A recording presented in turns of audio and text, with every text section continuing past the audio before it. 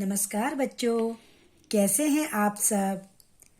आज हम झूठ का अलार्म पाठ के दीर्घ उत्तरीय प्रश्नों को करेंगे।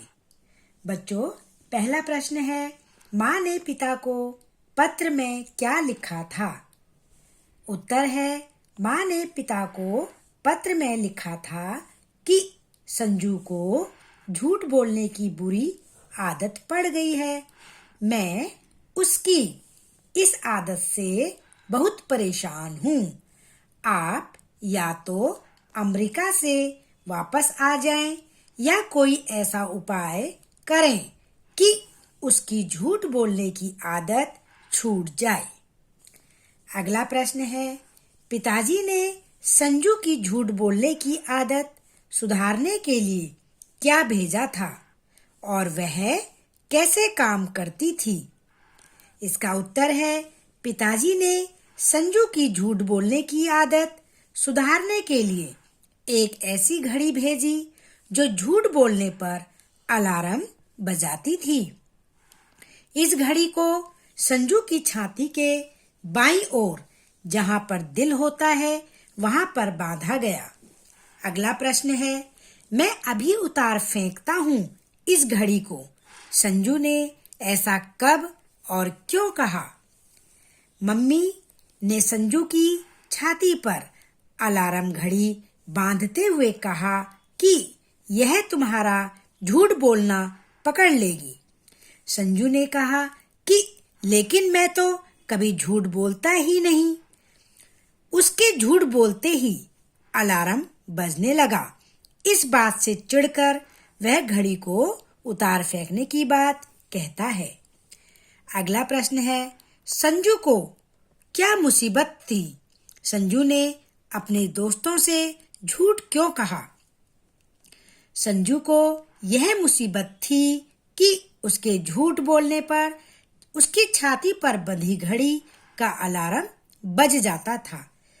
अपनी इस मुसीबत वाली बात को छुपाने के लिए उसने अपने दोस्तों से झूठ कहा, क्योंकि इस विषय में पता चलने पर उसकी झूठ बोलने की आदत का सबको पता चल जाता और वह सबके सामने लज्जित होता।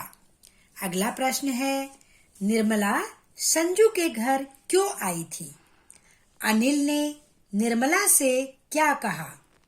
इसका उत्तर है, निर्मला ने अपने पिताजी से संजू के धक्का देने की शिकायत की थी।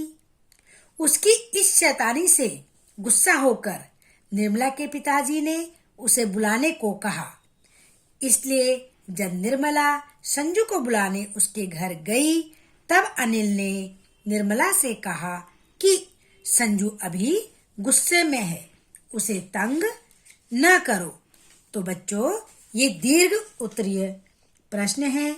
आपने इनको अपनी नोटबुक में एक एक लाइन छोड़कर सुंदर सुंदर लिखना है।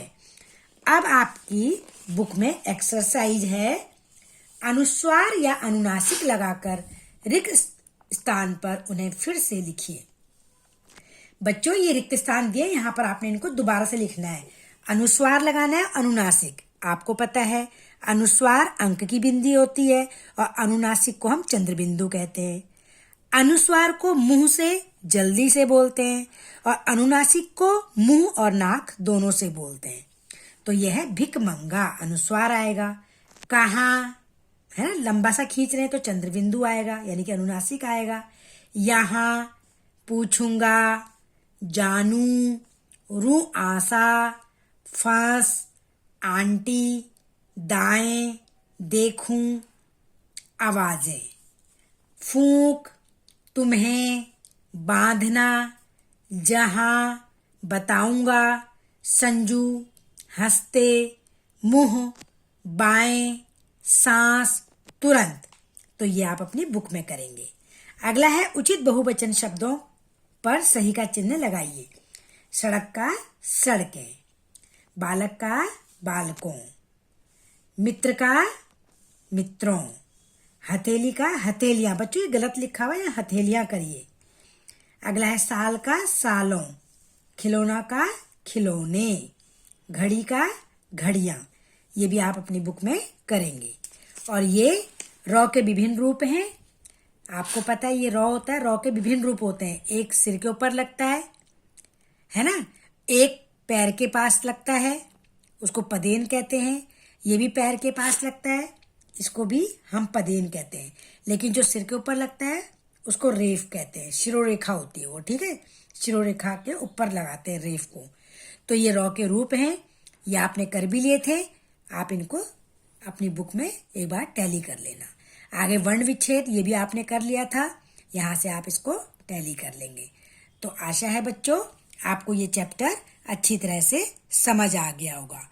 अब आप इसको बुक में काम जो करना है वो बुक में करिए, और जो प्रश्न उत्तर हैं उसको आप नोटबुक में सुंदर सुंदर राइटिंग में करिए। धन्यवाद बच्चों।